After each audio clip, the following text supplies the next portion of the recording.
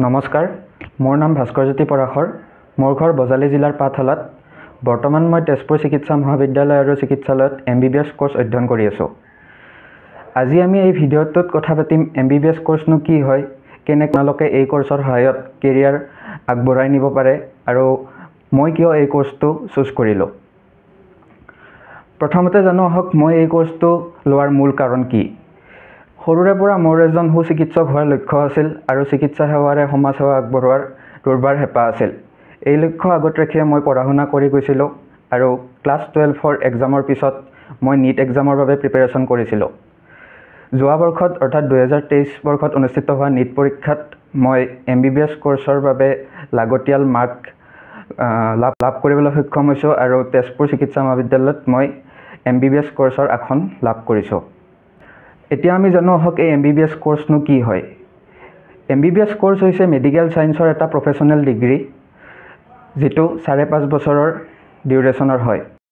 এই 5.5 বছৰীয়া জাৰ্ণিত আপোনালোকৰ 4.5 বছৰ একাডেমিক আৰু 1 ইয়াৰৰ ইণ্টাৰ্ণশ্বিপ কৰিব লাগে।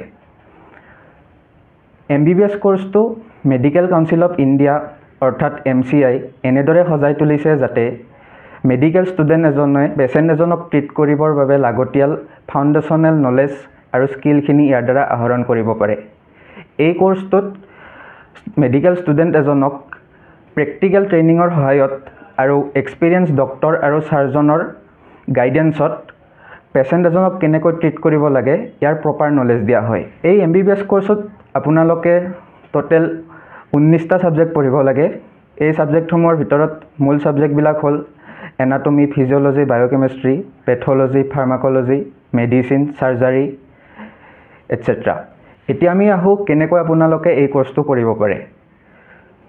প্ৰথম কথা, MBBS কোৰ্চত এডমিশ্যন ল'বলৈ হ'লে আপোনালোকে NEET এক্সাম কোৱালিফাই কৰিব লাগিব আৰু NEET এক্সামত আপোনালোকে অৱতীৰ্ণ হ'বৰ বাবে ক্লাছ 12ত ছায়েন্স ষ্ট্ৰীমৰ পৰা PCMBত 60% নম্বৰ লৈ উত্তীৰ্ণ হ'ব লাগিব। ইয়াৰ পিছত আপোনালোকে NEET পৰীক্ষা দি কোৱালিফাই হোৱাৰ পিছত কাউন্সেলিং পদ্ধতিৰ সহায়ত ভাৰতবৰ্ষৰ বিভিন্ন মেডিকেল কলেজত MBBS কোৰ্চত এডমিশ্যন ল'ব পাৰে। এই কাউন্সেলিং পদ্ধতি দুটা প্ৰকাৰে হয়, অল ইণ্ডিয়া কাউন্সেলিং আৰু ষ্টেট কাউন্সেলিং। অল ইণ্ডিয়া কাউন্সেলিঙৰ সহায়ত আপোনালোকে টপ মেডিকেল ইনষ্টিটিউট যেনেকুৱা এইমছ, জিপমাৰ, BHUত এডমিশ্যন ল'ব পাৰিব আৰু ষ্টেট কোটাৰ সহায়ত আপোনালোকে অসমত থকা বিভিন্ন মেডিকেল কলেজত এই কোৰ্চত এডমিশ্যন ল'ব পাৰিব। এতিয়া আমি কথা পাতোঁ এই MBBS কোৰ্চ কৰিলেনো আপোনালোকে কেনেদৰে লাভান্বিত হ'ব বা কেনেদৰে আপোনালোকৰ কেৰিয়াৰ আগবঢ়াই নিব পাৰিব। MBBS কোৰ্চ এটা প্ৰফেশ্যনেল ডিগ্ৰী হয়। এই কোৰ্চটো কৰিলে আপোনালোকে বিভিন্ন ক্ষেত্ৰত সুবিধা হ'ব। ইয়াৰ মেইন পজিটিভ থিংছ কিবিলাক হৈছে, এইটো এটা হাই আৰ্নিং পটেঞ্চিয়েল কোৰ্চ আপোনালোকলৈ আগবঢ়ায়।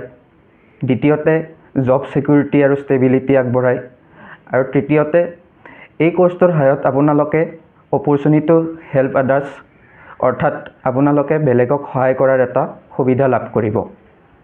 যিহেতু MBBS এটা আণ্ডাৰ গ্ৰেজুৱেট কোৰ্চ হয়, গতিকে অন্য কোৰ্চৰ দৰে ইয়াৰো PG কোৰ্চ থাকে। যদি আপোনালোকে আণ্ডাৰ গ্ৰেজুৱেট কৰাৰ পিছত এডুকেশ্যনেল লাইনত যাব খোজে তেতিয়াহ'লে MD, MS বা MBA কোৰ্চ কৰিব পাৰে আৰু যদি আপোনালোকে প্ৰফেশ্যনেল লাইনত যাব খোজে তেতিয়াহ'লে junior doctor, medical officer, general physician, general surgeon ইত্যাদি হ'ব পাৰে। এতিয়া আমি কনক্লুজনলৈ আহোঁ। যদি সকলোখিনি কথা আমি চাওঁ তেতিয়াহ'লে MBBS এটা ভাল কেৰিয়াৰ অপৰচুনিটি আপোনালোকলৈ আগবঢ়ায়।